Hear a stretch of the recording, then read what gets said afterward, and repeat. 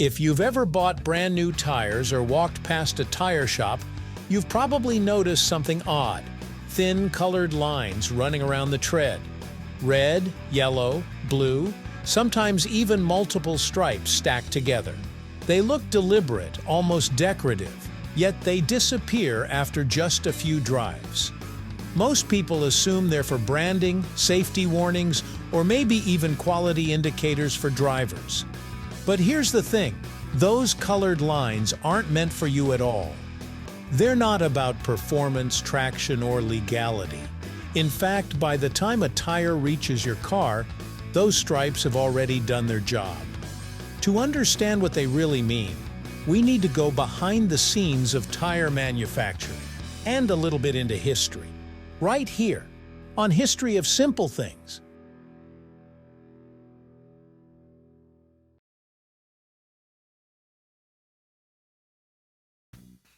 The practice of marking tires with paint dates back to the early days of mass tire production in the early 20th century. As automobiles became more common, tire factories shifted from small-batch, handcrafted tires to high-speed assembly lines producing thousands of nearly identical products every day. With that scale came a new problem. How do you track different tire sizes, constructions, tread patterns, and rubber compounds quickly without stopping the line? Early factories began using chalk and paint marks to identify tires during production and storage. These markings were cheap, fast, and visible from a distance, perfect for busy factory floors and warehouses long before barcodes or RFID tags existed. Over time, as tire designs became more complex and global manufacturing expanded, those markings evolved into the colored stripes we see today. While the technology around tires has changed dramatically, those simple paint lines have stuck around because they're still incredibly effective. At their core, the colored lines on new tires are manufacturing and logistics markers. They're applied during the final stages of production, usually right after the tire is cured and inspected.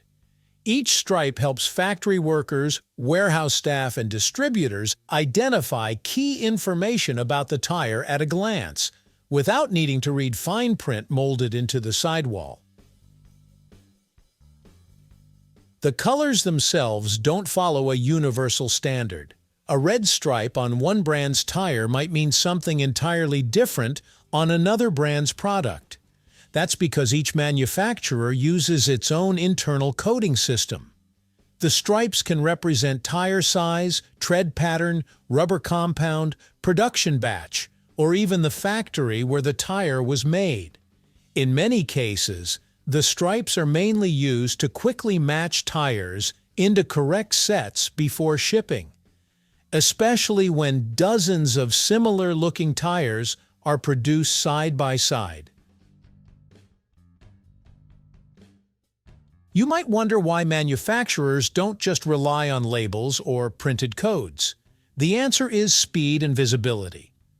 On a factory floor or in a massive warehouse, workers need to identify tires instantly, sometimes from several meters away.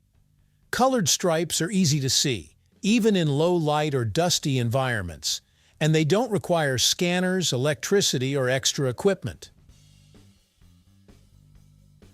These lines are especially useful when organizing tires for bulk shipping. For example, a distributor ordering hundreds of tires with the same tread pattern but different widths can rely on color markings to avoid mixing them up. This reduces errors, speeds up handling, and saves money. Once the tire reaches a retailer or is mounted on a vehicle, the stripes are no longer needed, which is why they're made with paint that wears off quickly. This is where a lot of myths come in. The colored lines do not indicate tire quality, durability, speed rating, or safety level. A tire with 3 stripes isn't better than one with a single stripe, and a yellow line isn't superior to a red one. They also don't tell you whether a tire is new or old. That information comes from the DOT date code molded into the sidewall.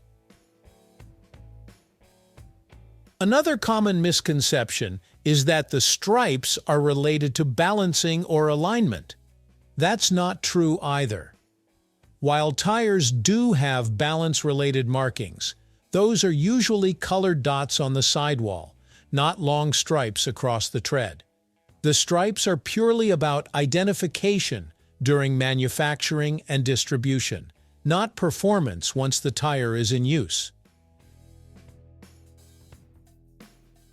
If you've ever noticed the stripes vanish after a short drive, that's completely intentional. The paint used is designed to wear off fast once the tire contacts the road.